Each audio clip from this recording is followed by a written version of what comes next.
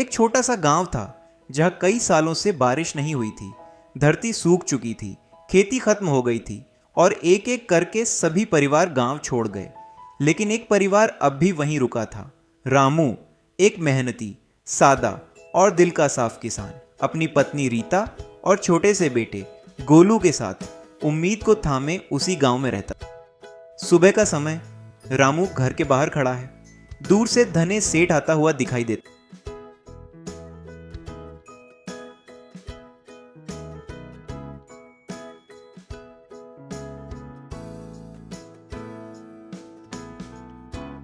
रामू, मेरे पैसे कब दोगे? धनी भैया, मैं आपके दिए गए पैसों से ज्यादा चुका चुका हूँ। अच्छा, अगर मेरा पूरा पैसा नहीं मिला तो इसका अंजाम अच्छा नहीं होगा। धने चला जाता है। रामू चुपचाप खड़ा रहता है। रामू हर दिन फावड़ा और थोड़ा सा खाना लेकर अपनी बंजर जमीन पर जाता है। दिन भर कड़ी मेहनत करता है इस उम्मीद में कि एक दिन उसका खेत हरा भरा हो जाएगा। शाम ढलते ढलते वह पूरी तरह थक जाता और चुपचाप अपने घर लौट आता। रात का समय था। रसोई से जलते चूल्हे की हल्की रोशनी आ रही थी। रीता और गोलू खाना पकाकर बैठ चुके थे। रीता गोलू को एक कहानी सुना रही थी। तभी बाहर से आवाज आती है। रीता, हिंती हो, एक गिलास पानी निकाल दो। दरवाजा खुलता है। रामू थका हुआ अंदर आता है। इतनी देर हो गई, कहाँ रह गए थे आप? रामू पानी पीकर भारी आवाज में बोलता है।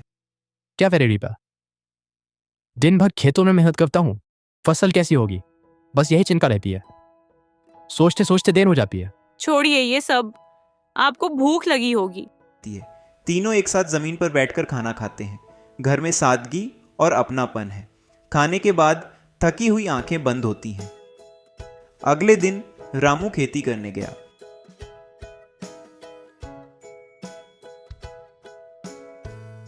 वह दिन भर कड़ी मेहनत करता रहा।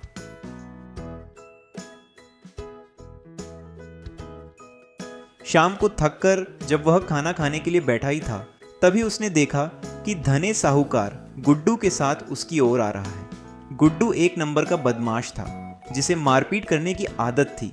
उसे देखते ही रामू डर गया। आज तो मैं गुड्डू को साथ लेकर आया हूँ। उस दिन जो मैंने कहा था ना कि देख लूंगा, आज उसका हिसाब होगा। ये कहते हुए गुड्डू जोर जोर से हंसने लगा। बेचारा रामू डरा हुआ वहीं खड़ा रह गया। कुछ ही पलों में गुड्डू ने रामू को मारना शुरू कर दिया। तभी धने साहूकार बोला, अगली बार जब आऊंगा तो पैसे देने होंगे, नहीं तो तेरी पूरी जमीन ले लूंगा। ये कहकर धने साहूकार और गुड्डू वहां से चले गए। रात काफी हो चुकी थी। रामू अभी तक घर नहीं आया था। रीता कुर्सी पर बैठी चिंतित मन से यही सोच रही थी। नीचे जमीन पर छोटा गोलू सो रहा था।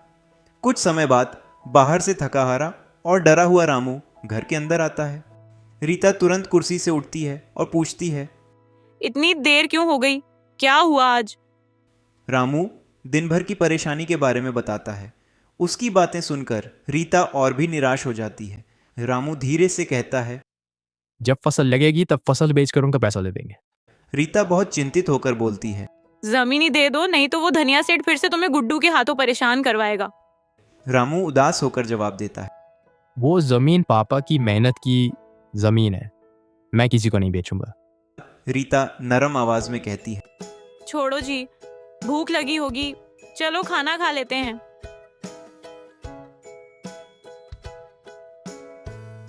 खाना खाकर गोलू सो गया था, पर रीता और रामू बातें कर रहे थे। रामू बोला, मैं काम करने कहीं जाऊंगा और धने सेठ के पैसे लौटाऊंगा। मुरलीपुर के चंदू भाई भी जा रहे हैं तो मैं उनके साथ ही जाऊंगा। रीता कुछ नहीं बोली, पर उसके मन में यह सुनकर बुरा लग रहा था। इतना कहकर वे दोनों सो गए। सुबह का समय, घर के बाहर रामू और रीटा खड़े हैं। रामू सोच रहा है कि वह चंदू भाई के साथ बाहर जाकर कमाएगा। रीटा उसके सामने खड़ी है। उसकी आंखों में आंसू हैं। रीटा रोते हुए, मत जाओ ना रामू, यहीं रहकर हम दोनों मिलकर मेहनत करेंगे। फसल बेच देंगे, चाहे आधे दाम में ही सही, लेकिन यूं मुझे और गोलू को अकेला छोड़कर मत जाओ। मुझे जाना पड़ेगा रीता, मैं तुम्हें और गोलू को ऐसे हालात में रोज टूटते हुए नहीं देख सकता। तुम भूल गए क्या? 7 जन्म तक साथ निभाने की कसम खाई थी। आज बीच रास्ते में ही मुझे छोड़कर जा रहे हो। मेरे बारे में ना सही, कम से कम गोलू के बारे में तो सोचो, उसे हर रोज तुम्हारी जरूरत पड़ती है। रीता, मुझे हर एक कसम याद है, और एक कसम मैंने ये भी खाई थी कि तुम्हें और हमारे बेटे को हमेशा खुश रखूंगा। आज अगर जा रहा हूं तो सिर्फ इसीलिए कि कल तुम दोनों की आंखों में आंसू ना हो। रीता, जल्दी लौटूंगा, मेरा भरोसा रखो। रामू जाने के लिए तैयार है। रीटा और गोलू दरवाजे पर खड़े हैं। उनकी आंखों में आंसू हैं। रामू का भी चेहरा नम है। रीटा रोते हुए मनाने की कोशिश। मैं चाहूं भी तो आपको रोक नहीं सकती है ना। आपने तो जाने का मन बना ही लिया है। यहाँ रहकर क्या करूं रीता? दिन रात मेहनत करता हूँ, फिर भी फल नहीं मिलता। तुम जानती हो ना, कितने साल हो गए बारिश नहीं हुई। खाली हाथ घर लौटते हुए अब खुद से नजरें नहीं मिला पाता। तुम मेरा इंतजार करना, मैं जल्दी लौट आऊंगा, यह मेरा वादा है। रीता, गोलू का और अपना पूरा ध्यान रखना। बस 100 दिन, सिर्फ 100 दिन के बाद मैं वापस आ जाऊंगा। मेरी चिंता मत करना, मुझे कुछ नहीं होगा। मेरा भी जाने का मन नहीं था। रीता, यकीन मानो, अगर दिल की सुनता तो एक कदम भी बाहर नहीं रखता।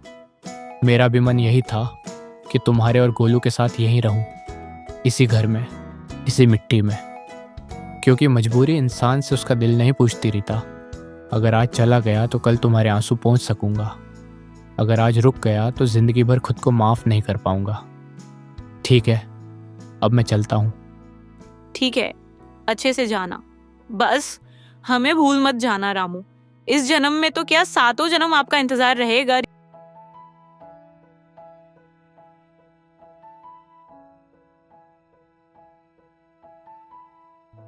रीटा रोज अपने कमरे में बैठकर परिवार की फोटो और दीवार पर लगे कैलेंडर को देखती है। उसकी नज़रें फोटो और कैलेंडर पर टिक जाती हैं। रीटा धीरे धीरे खुद से बात करती हुई भावुक। इतने दिनों हो गए रामू, तुम कब आओगे?